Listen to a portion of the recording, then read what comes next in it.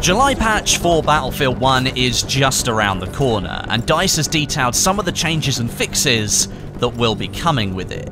Each month now, the game sees an update, which means the list of changes is smaller overall, but we aren't having to wait 3 months for some small fixes to the game anymore. With the July update, we get a second night map called Prise De Tahure. This new map is a close-quarters, infantry-focused one with areas around the outside for heavier vehicles to have some fun with. The central square is almost purely infantry, but tanks can make it through, although I wouldn't advise it. With all those infantry players in there, the explosives are going to come at you thick and fast. Now, the map is covered in tight alleyways and small trench lines, and that offers lots of cover for infantry over some of the long lines of sight down the corridors. It's very reminiscent of Amiens in a way. But according to the developers, the idea for the map is taken from Seine Crossing from Battlefield 3, just without the river in it. That was my favourite map in Battlefield 3, or one of them anyway, and Prise De Tahure has been designed with conquest and front lines in mind. It's almost a little bit of a throwback map, really.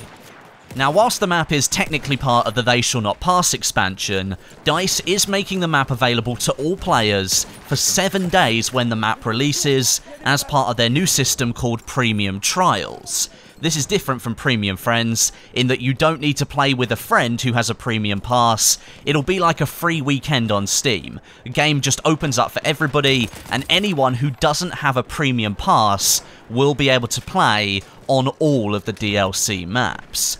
Sounds like a win-win for everyone, because those players are going to help fill up the DLC servers. Well, it kind of is. It still has the same restrictions as Premium Friends. You won't be able to use the DLC weapons or drive the DLC vehicles if you don't have a Premium Pass, and you won't be collecting XP, which I think is a bit silly, considering Premium Trials is limited to just 7 days, rather than Premium Friends, which is active 24/7. If you have a Premium Pass, this doesn't apply to you. You'll be able to play the map as soon as it comes out anyway, but I think it would have been nice to see DICE let players earn XP if they don't have a Premium Pass, simply because Premium Trials is time restricted. As I've said before, I can only hope that DICE move away from this community segmenting DLC model with the next Battlefield game, because the evidence here with Battlefield 1 is pretty clear. Most players don't really like the Season Pass system, and on average, most players don't buy the Season Pass, which means they cannot access almost any of the new content for this title. The fact that Premium Friends and Premium Trials even exist tells me that Premium in itself was a wrong step. Anyway, let's move away from that and onto some of the fixes. The first one, the map voting system. I think it's been clear since the map voting system was implemented that it's kind of favoured certain maps over others because the community enjoys certain maps over others. But DICE has moved in to try and fix that a little bit and offer all of the maps a much fairer chance of being picked.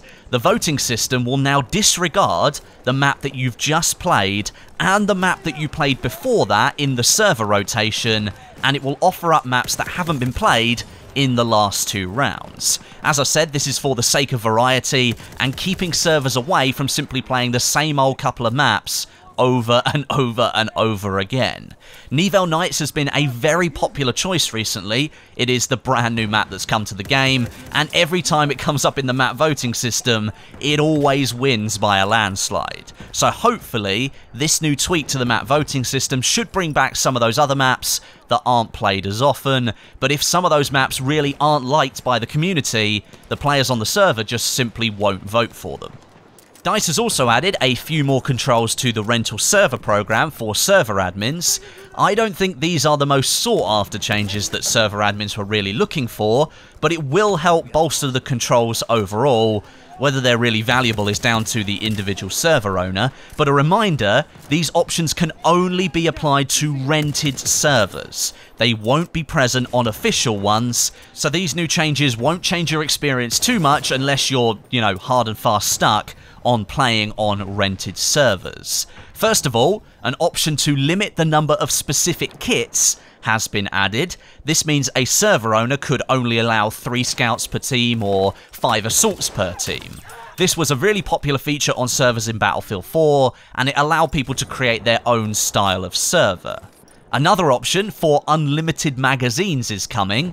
This means support players that aren't doing their job. That won't matter as much if the option is turned on. No one is going to run out of ammo. I'm really not sure if that was a community requested feature. To me, I wouldn't even have thought of that, but there might be some people out there who wanted that on their options list. Another one, a Latency Softlock option has been added, and this will allow server owners to turn on or off a 100 ping limit. If a player goes over 100 ping, you will be automatically kicked from the game. This is something I think that clans have been asking for, so that they can keep non-clan players off of their servers, and almost keep it reserved for players who live close together.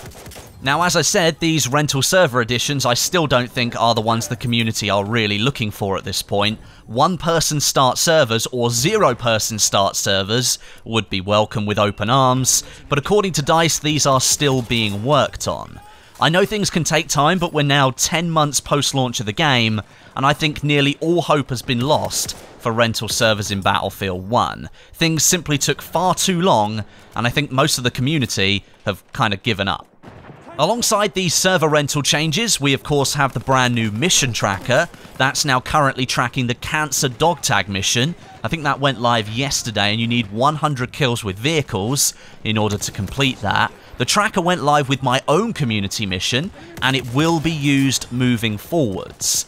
However, some of you might have noticed that the summer missions, which if you complete all 3 of them over the next couple of months, they haven't all been announced yet, you'll be rewarded with the new Arditi knife. Those aren't being tracked through the mission tracker. I don't have an official reason, but I guess you could probably say if they were planned earlier than when the mission tracker was actually implemented, then they can't be tracked. I don't have a real reason, but that's just my guesstimation. As long as you've got a pen and paper though, you should be good.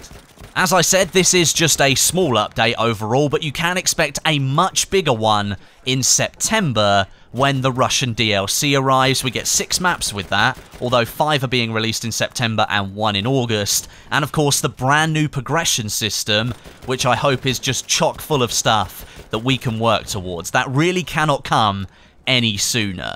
The next patch, however, will be in August with the first Russian map, Lupkow Pass. If you've got access to the CTE on PC, you can currently play that brand new map right now, and you can test it out if you want to.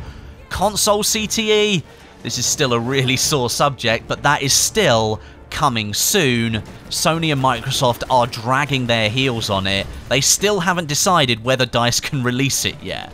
Just hang in there, console players. It will come eventually, but we're now getting closer and closer to that second DLC, halfway through the release cycle for the game, and you still don't have access. Console players make up the majority of the player base for Battlefield 1, so I think it's a real shame that you guys aren't getting to put your input through all that feedback. So that's it for the July patch. Let me know what you think down below in the comments section, and thank you very much for watching. But until next time, my name is Westie, and I'll catch you guys in the next video.